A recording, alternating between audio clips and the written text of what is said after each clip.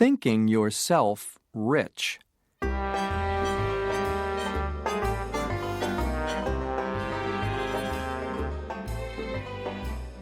My real name's Jeff Peters, but when I visited Fisher Hill, Arkansas, I went there as Dr. Wahoo, the famous Indian medicine man. I had only $5 in my pocket, so I got 50 medicine bottles from the drugstore and went straight to my hotel room. The other things that I needed were in my bag. At the hotel, I put water, purple coloring, and a little cinchona, real medicine that comes from a Peruvian tree, into every bottle. Then I put labels on them saying, Dr. Wahoo's Indian Potion, sure to bring the dead to life. I was ready for business. I started that night on a street in the center of town. After selling 25 bottles at 20 cents each, I felt a hand on my arm. It was a policeman. Do you have a license to sell medicine here? He asked. No, I don't, I replied. Well, you'll have to stop then. I stopped, went back to my hotel at once, and spoke to the landlord. You'll never get a license, he said. Dr. Hoskins is the only doctor here, and his wife's the mayor's sister. A fake doctor has no chance. I'm not a doctor. I'm a traveling salesman, and I'll get a license tomorrow. I went to the mayor's office early the next day, but he wasn't there. So I went back to my hotel, sat in a chair, had a smoke, and waited.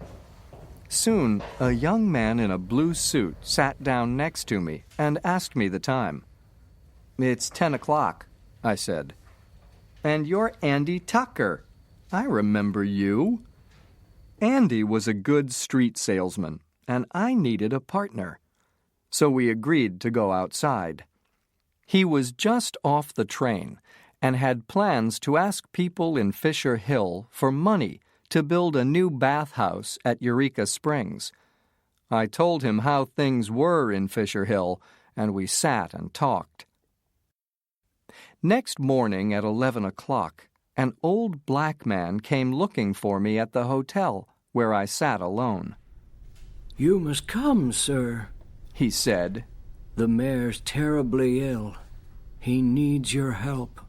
Get Dr. Hoskins, I replied. He can't come, sir. He's in the country. But the mayor's nearly dying.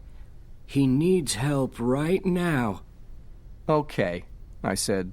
I can't leave a man in need. I'll come. When I arrived, I found the mayor in bed, looking bad. A young man stood near him, holding a cup of water. Doctor, can you help me? It's terrible, said the mayor. Well, I'm not here as a doctor, I said, but as a friend. Thank you, Dr. Wahoo, he replied. This young man is my nephew, Mr. Biddle. He's tried to help, but it's no good. Ooh, it hurts. I nodded at Biddle and sat on the bed.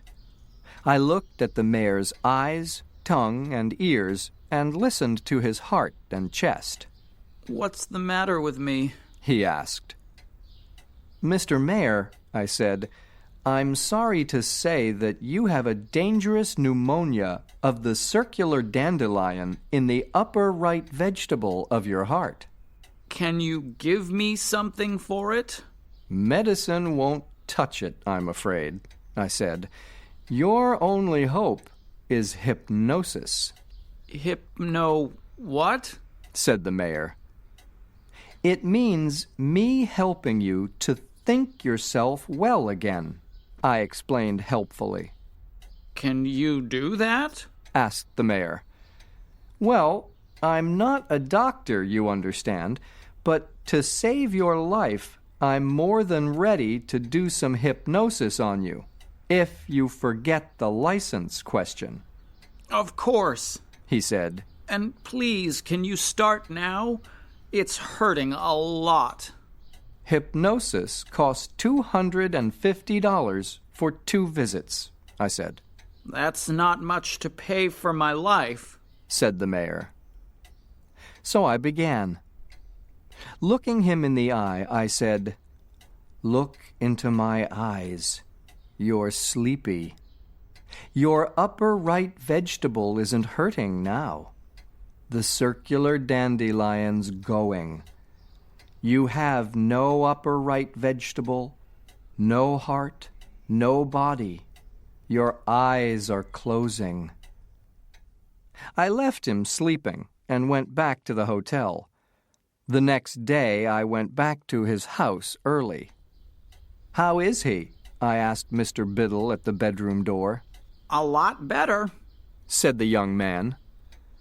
I did some more hypnosis on the mayor, and he said that nothing hurt him after that. "Stay in bed, rest for 2 days, and you'll be fine. You were very lucky that I was in town yesterday," I said. "And now for my money." Here it is, said the mayor, taking the bills from the table by his bed and giving them to me. And put your name on this, he went on, giving me a paper that said, "For 2 visits by Dr. Wahoo to the mayor of Fisher Hill, $250.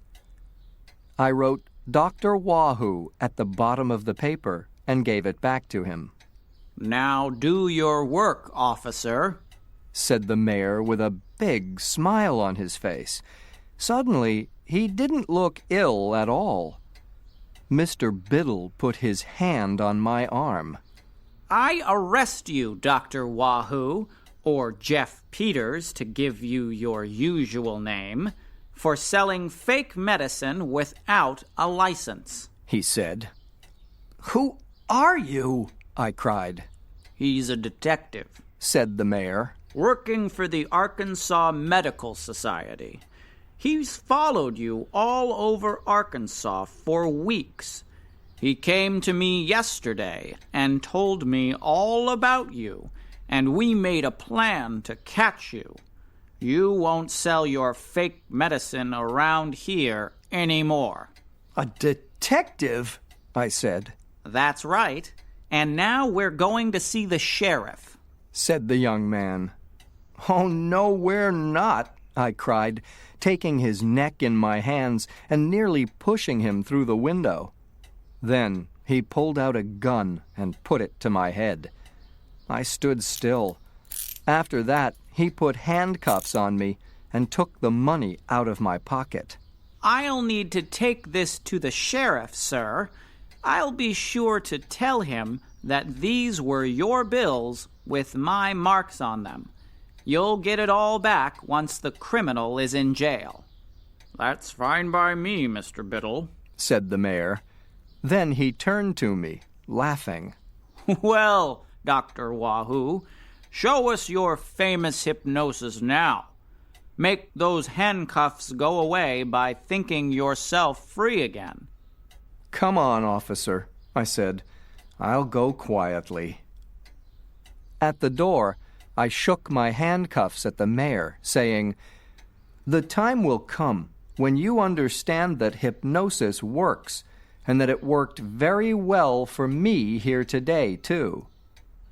And in a way, that was true. When we arrived out on the street, I said to Mr. Biddle, "Somebody could see us.